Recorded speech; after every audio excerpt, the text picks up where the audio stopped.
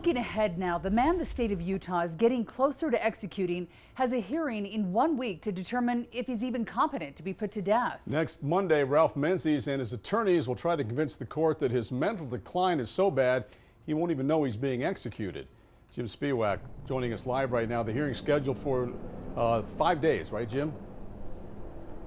Yeah, 1 week from today, Mark. Ralph Menzies has been on death row since 1988. So next Monday when he comes here to court, he's going to try to convince a judge that he has dementia and the state cannot execute him.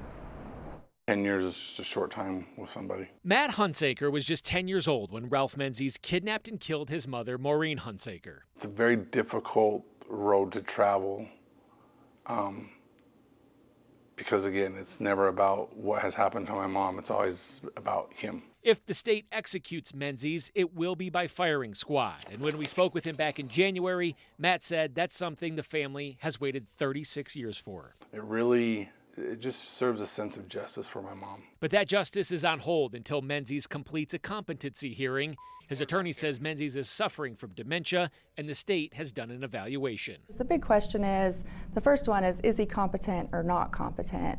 The next question is he restorable? Criminal defense attorney Sky Lazaro, who is not associated with this case but has been involved in competency hearings in the past, says if it's determined he's incompetent but restorable, Menzies could undergo reviewable court-ordered treatment. If they do set this review process or move him into a restoration track, it could be years. The burden is on Menzies to prove he's not mentally fit to be executed. It's expected his attorneys will include testimony next week from the people who have evaluated his mental capacity. I think we'll have a determination on whether or not he's competent or incompetent as of right now fairly quickly.